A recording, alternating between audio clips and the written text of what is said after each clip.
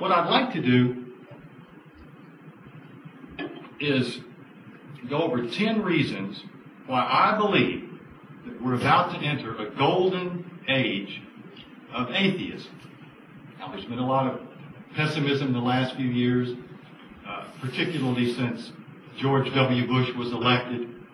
Well, he wasn't actually elected, but he became president and was then re-elected, which to me was the low point of my lifetime. And of course, with the BPI shooting last week and many things that have happened recently, there's a lot of pessimism, a lot of it justifiable. But I want to change the mood a little bit today. I want to give you a little atheist pep talk. For those of you who are atheists, I know that I've spoken to a very kind gentleman here who's Catholic. My wife, sitting in the back, Andrea, is a Baptist. And a lot of you, I don't know what you are. Barb, I know, is an atheist. And of course, Ashley, my hero on YouTube. I don't remember whether I said this on camera or not. But for those of you who haven't seen Ashley's videos on YouTube, you're missing it. You're Healthy Addict? Yeah. Healthy Addict on YouTube. And she has some of the most powerful, the most entertaining, free thought videos there. And the last one, she was dancing around for about 10 seconds in her bra and panties. So for those of you who are, well, those of you who might not be intellectually interested enough to go there might do that for other reasons. It wasn't any.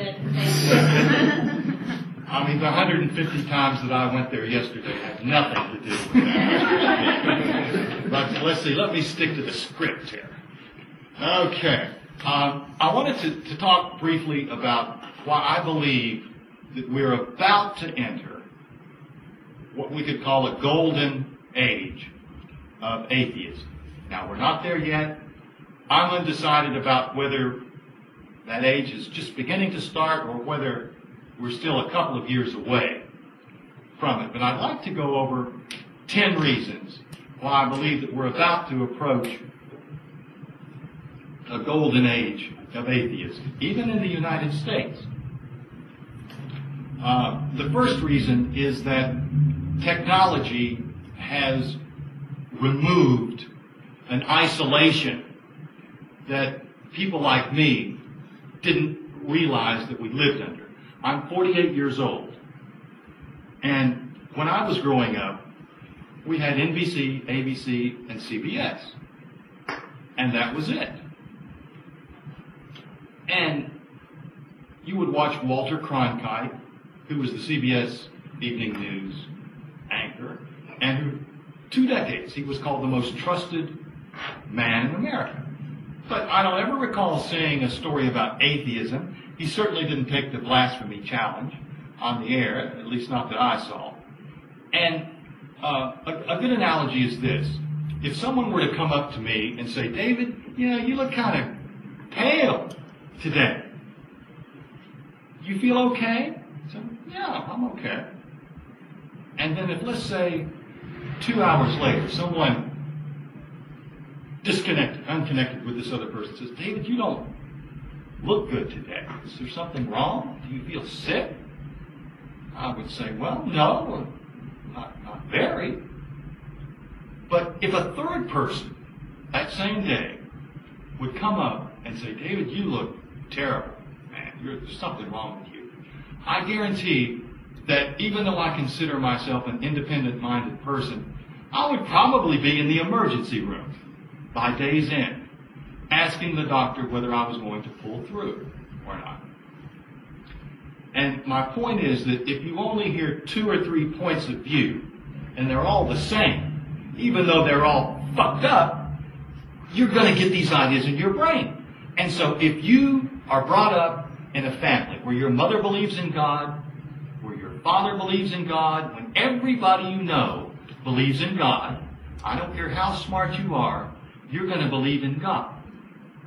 And the reason that I feel that we're about to enter a golden age of atheism is that this isolation, that, as I said, I didn't even know I had. And that people of my age didn't know we had. This isolation is disappearing thanks to technology, thanks to the efforts of Ashley, YouTube, and to Brian and Rook and Kelly, whom I'm going to talk about a lot more in just a few minutes. But MySpace, YouTube, the internet as a whole, and the fact that we have 300 or 400 television stations instead of 3, allows people to see that there's more than one point of view, which doesn't sound like a big deal unless you never realized that there was more than one point of view. So reason number 1 is the spread of technology is eventually going to bring us to a golden age of atheism. The second reason I'm quite optimistic is the explosion in the number of atheist books. I'm very proud to say that mine was among them. For 2004, 2005, 2006, my book was the world's best-selling book on atheism. And it was not really so much because it was the best book ever written. It's certainly not. It's certainly not because I was a well-known author. I wasn't. But it was because there wasn't any competition. The main book up to that time was George H. Smith's The Case Against God, which was a wonderful, wonderful book. Everyone should read it. But it was written 27 years ago.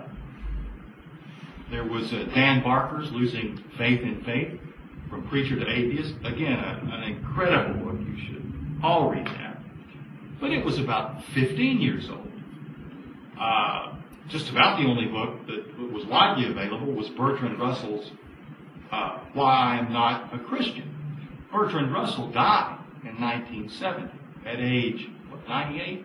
98? I think he was arrested at age 92 for participating in a peace demonstration. But there weren't any atheist books. And so I wrote Atheist Universe at that time, and I used print-on-demand publishing, which means that when a book is ordered on Amazon, it doesn't exist anywhere at that time. And the book is instantly printed and sent out. I know this sounds bizarre, but this is how it works. That let's say Amazon would get an order for 8 books in one day of Atheist Universe. Somebody sets a machine, presses a button, and 8 printed and bound books, even hardcover books, fly out the other end and drop into an envelope and make their way to your home. And people receive print-on-demand books, and they don't know that they're any different from any other books because they're not different from other books. The main advantage to that is that anybody in this room can get a book published. Anybody. It'll be on Amazon. Doesn't mean it'll sell necessarily, but I always like to encourage everyone to put your thoughts down, to write them.